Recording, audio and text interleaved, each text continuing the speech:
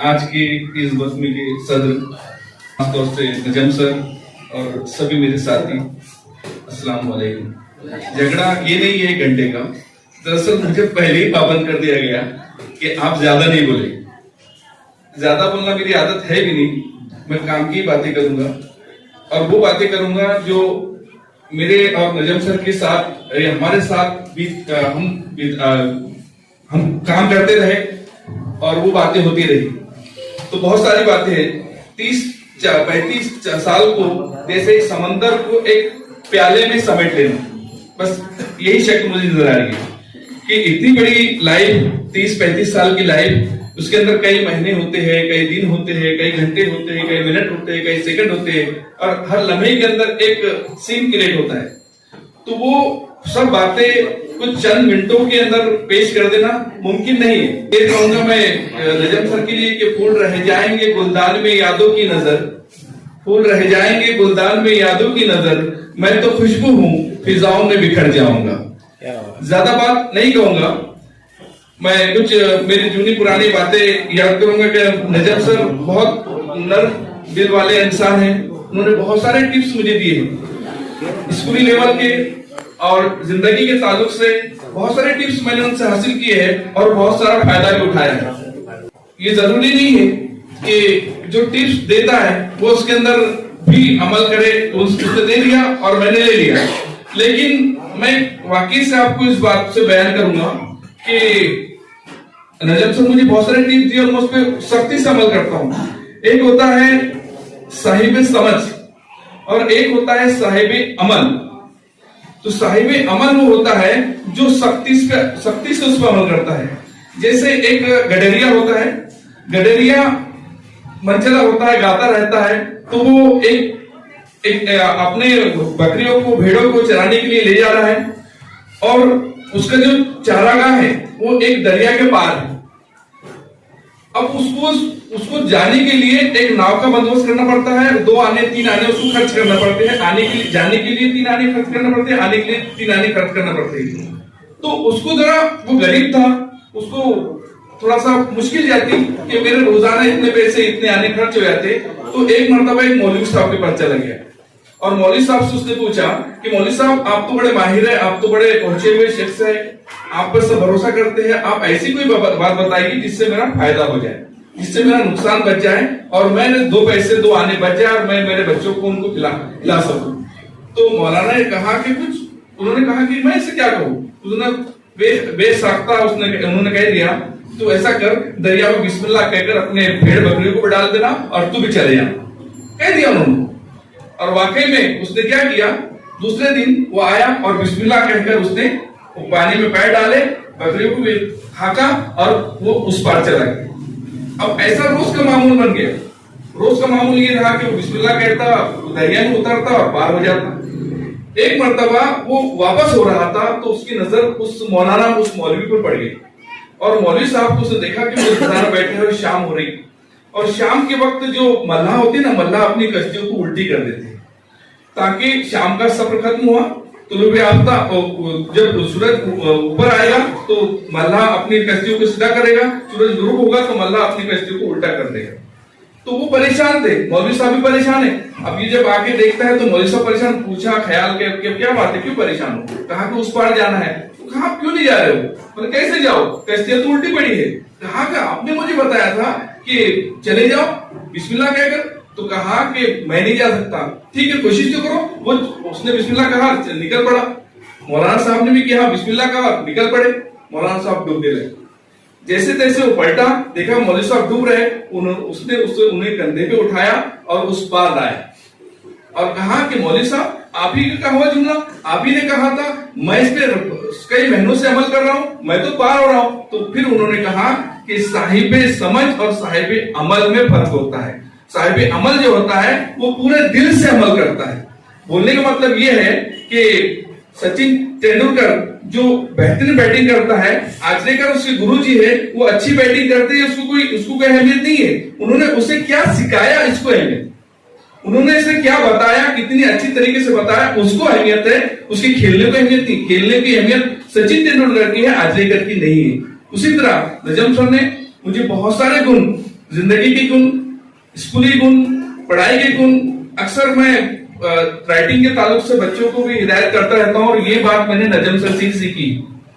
नजम sir अक्सर मेरा नजम sir का राब्ता अभी से नहीं है, नजम सर तकरीबन मुझे बचपन से जानते हैं। मैं खास तौर से कह रहा हूँ, बचपन से मुराद मेरा ये है कि नजम सर जब स्कूल में टीचर लगे थे, मैं उस वक्त मेरा ख्याल है 10वीं या 11वीं में था, 9वीं या 10वीं 11वीं में था, और उस वक्त से रब्त मेरा नजम सर से है।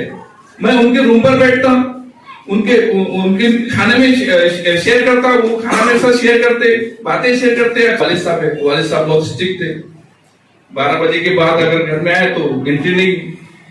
तो अब परेशान हो गया, अब मुझे एकदम ख्याल आया कि मेरे दोस्त तो किसी कोई बहन के वहां चले गए, कोई चाचा के वहां चले गए, मामा के वहां चले गए, मैं अटक गया।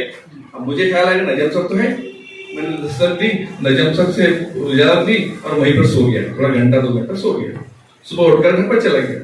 अब सुबह उठ के घर पर गया तो रात भर कहा गया थे मियां, अब तो सख्ते में आ गया। मैंने कहा मैं नजम सर के पास थोड़ा वहां बैठा था और बातों बातों में हम वहीं लेट गए, नींद लगी, ठीक, उन्होंने कुछ नहीं कहा। जैसे नजम सर हमारी दुकान पर आते ही थे, हमारे बहुत बेहतरीन ग्राहक, जैसे नजम सर चांद सर ने बताया कि सबसे पहले उधारी देने वाला शख्स नजम सर। वाकई मैंने वालिद साहब की दुकान पर भी देखा, और मैंने खुद जब दुकान डाली तब भी देखा कि नजम सर सबसे पहले खुशी खुशी और बहुत खुशी से, उधारी देने वाला थोड़ी नाराजगी देता है, लेकिन नजम सर बड़ी खुशी से उधारी देते और देने के बाद एक अजीब खुशी महसूस करते। जब वो नजम सर वहां पर पहुंचे दुकान पर, तो वालिद साहब ने सबसे पहले सवाल पूछा कि शकील कब आया था। नजम सर ने कहा कि सुबह जैसी वो आया अजान हो रही थी। सुबह फजर की अजान हो रही थी। अब जब घर पहुंचा तो अक्सर मुझे माहौल समझ में आ जाता था घर का। मुझी को मेरी शक्ल आज लग रही है अजनबी, मुझी को मेरी शक्ल आज लग रही है अजनबी, न जाने कौन मेरे घर के आईने बदल गया। तो मुझे महसूस हो जाता था कि मेरे साथ आज कुछ मामला होने वाला है, कुछ भी हो। सन्नाटा देखकर मैं समझ गया कि आज कुछ ना कुछ शरारत मेरे से हो चुकी। वैसे शरारती मैं बचपन से, आज भी कम नहीं हूं। तो जैसे ही मार पड़ी, पहले वाले साहब मारते, बाद में बोलते। रात भर गायब था, नजम सर के माना ही था। बोले किसने बोला? नजम सर ने। जब मैं नजम सर के पास वापस आया तो कहा तूने बोले क्या मुझे ऐसे बोलने का? इसका मतलब ये है कि सर जो है तो एकदम स्ट्रेट है, बिल्कुल सीधे सीधे से मुराद वो बिल्कुल आड़ पेच नहीं रखते, बिल्कुल कोई मन मिटाव नहीं रखते और सीधे सीधे अपनी बात कह देते, अयारी मक्कारी नहीं रखते, बताओ चांद सर।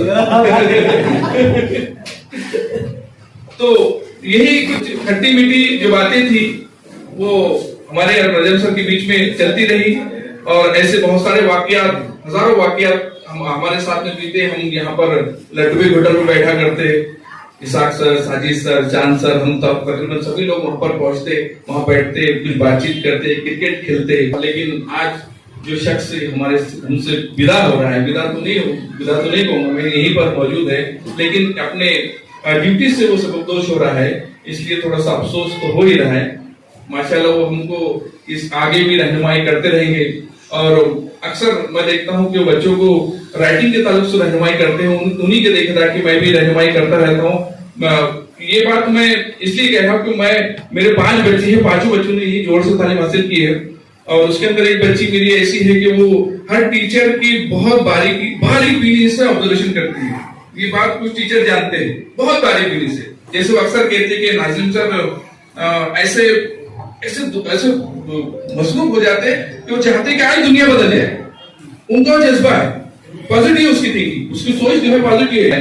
ऐसे बहुत सारे टीचर को ताल्लुक से बारीक बीनी से बताती है, वैसे ही बारीक बीनी से मैं भी ऑब्जर्व करता हूँ, और वक्तन फक्तन मैं किसी महफिल के अंदर, किसी सफर के अंदर इस बात को शेयर करता रहता हूँ। यहाँ पर वो वक्त नहीं है वो बातें शेयर करने का, बस इतना ही है कि मैं कुछ एक चीज खास तौर से 2 minute Ishaq sir Nazim sir को इस्तार करते हैं अशार बोलने की, मसाला मेरी बारी है तो बोले एकदम ही शादी बोला। बहुत नहीं, ऐसे बेटी है, एक ही है।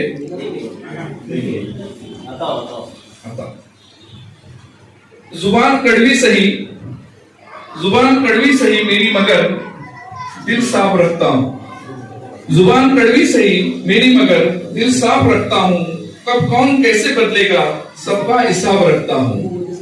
जिंदगी भी कितनी अजीब है, जिंदगी भी कितनी अजीब है, मुस्कुराओ तो लोग जलते हैं, तना रहो तो सवाल करते हैं, लूट लेते हैं अपने ही वरना गैरों को कहाँ पता इस दिल की दीवार कहाँ से कमजोर है। नफरत के बाजार में जीने का अलग ही मजा है, नफरत के बाजार में जीने का अलग ही मजा है। लोग रुलाना नहीं छोड़ते, हम हंसना नहीं छोड़ते। जिंदगी गुजर जाती है ढूंढने में कि ढूंढना क्या है, जिंदगी गुजर जाती है ढूंढने में कि ढूंढना क्या है। अंत में तलाश सिमट जाती है इस सुकून में कि जो मिला वो भी कहाँ साथ लेकर जाना है। फुर्सत निकाल कर आओ कभी मेरी महफिल में, फुर्सत निकाल कर आओ कभी मेरी महफिल में। लौटते वक्त दिल नहीं पाओगे अपने सीने में। मेरी आवाज को महफूज कर लो मेरे दोस्तों, मेरी आवाज को महफूज कर लो मेरे दोस्तों। मेरे बाद बहुत सन्नाटा होगा तुम्हारी महफिल में। और आखिर में बस एक दोस्तों के नाम ज्यादा वक्त नहीं हुआ, होना तो यही चाहिए था। एक दोस्त विदा हो रहा है तो हम कुर्बानी दे, खाने की ही सही कि 12 बजे खाते तो 1 बजे खाए, 1 बजे खाते तो 4 बजे खाए, कोई मसला नहीं है। क्योंकि ऐसा मौका बार बार शायद नहीं आएगा कि हम अपने साथी को खुशी खुशी यहाँ से विदा कर रहे हैं। बस एक आखिरी इजाजत सर दोस्तों के नाम। दोस्त अब थकने लगे, दोस्त अब थकने लगे हैं, किसी का पेट निकल आया है, किसी के बाल पकने लगे हैं। दोस्त अब थकने लगे हैं, किसी का पेट निकल आया है, किसी के बाल पकने लगे हैं। सब पर भारी जिम्मेदारी है, सबको छोटी मोटी कोई बीमारी है।